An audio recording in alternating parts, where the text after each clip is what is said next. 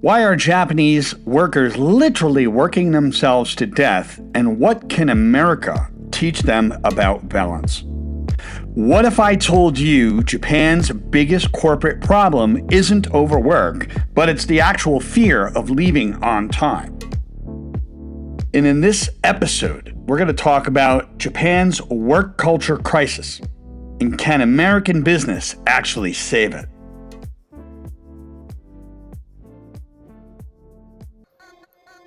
Voices of Victory Podcast Show. Voices of Victory Podcast Show. It is now time for the Voices of Victory Podcast Show. Ladies and gentlemen, Mario Di Leone.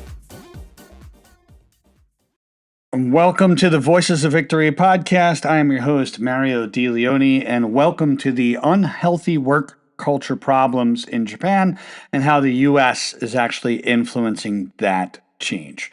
I believe we are all one big happy family on this planet, and that being said, I feel we could always bring something special to our neighbors across the pond.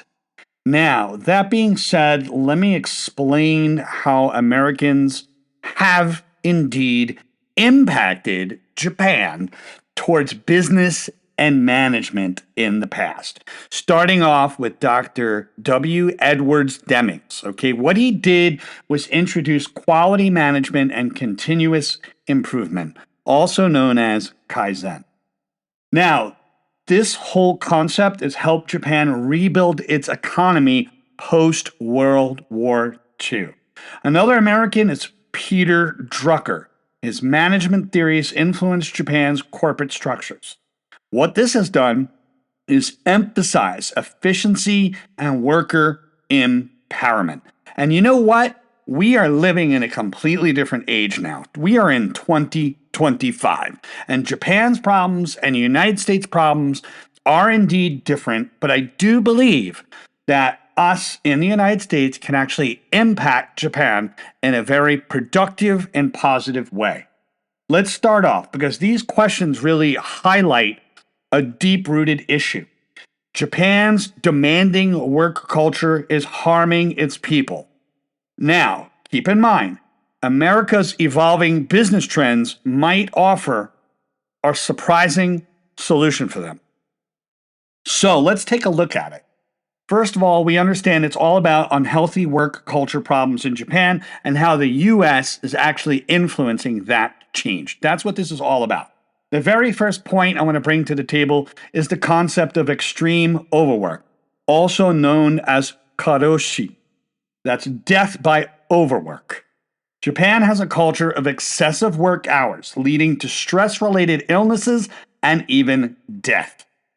Now, American companies have implemented stricter work hours, different regulations, and you know what? This can encourage Japan to rethink the excessive overtime structures and prioritize mental health and, of course, employee well-being.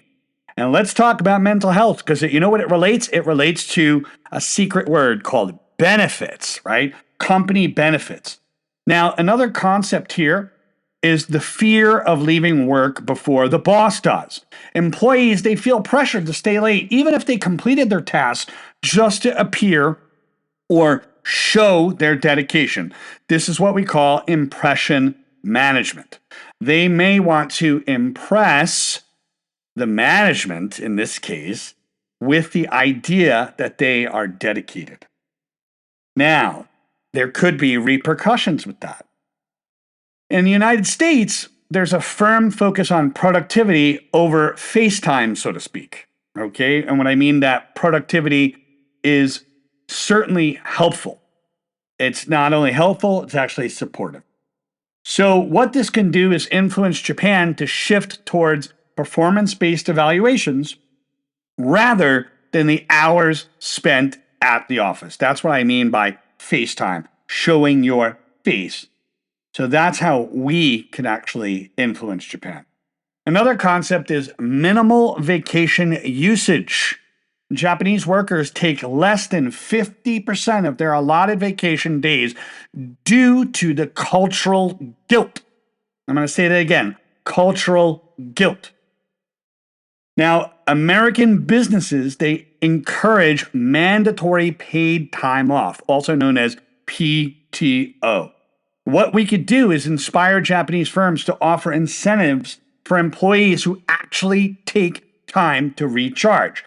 What we need to understand is the Yerkes-Dodson law, is that if human beings are not recharging their energy, there is a productivity drop. There's a significant drop in productivity. And if you don't believe me, just look up Yerkes-Dodson law. Now, that being said, mental health is a serious thing. I'm not going to let this go to the wayside. Mental health and its stigma and a lack of support and stress and depression rates are rising in Japan.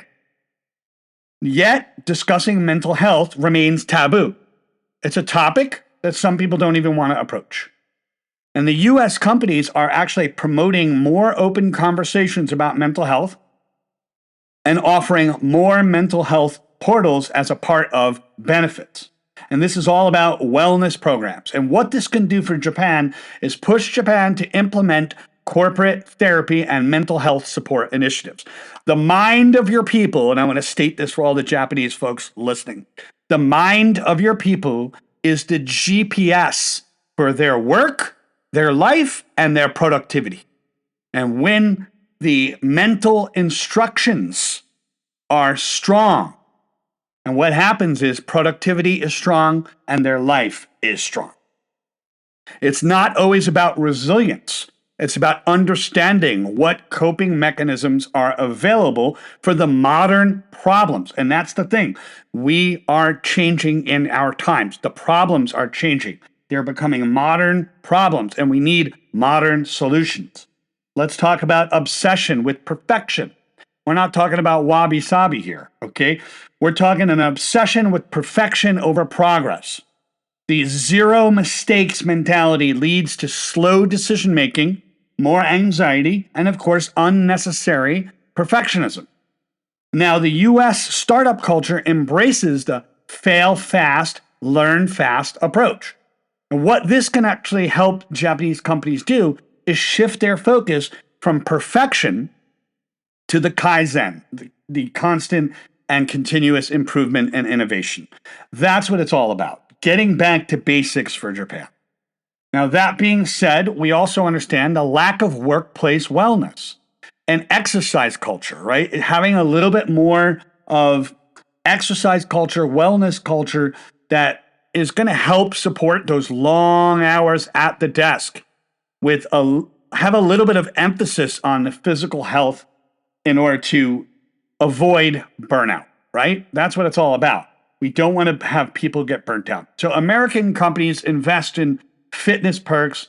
They encourage the idea of workplace wellness programs. So we could encourage the Japanese businesses to introduce workplace wellness programs, gym memberships, and of course, healthier food options. That's the fun part. Now let's talk about resistance to remote work and flexible hours. So many Japanese companies still expect employees to be physically present in the office, even when remote work is functionally possible. So United States firms have proven that flexible work arrangements can be highly productive. What this can do is inspire Japanese corporations to reconsider the rigid in-office strict policies. So what is the final thought to all this, right?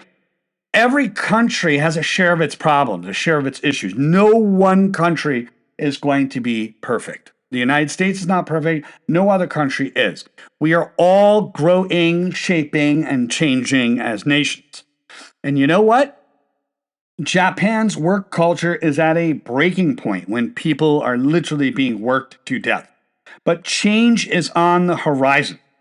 Change is on the horizon. Can American business practices actually help Japan find a healthier balance? That's what I would like to say. Because you know what? There are certain trends in Japan that can indeed be worked on through American influence. That's all for today. See you on the next episode.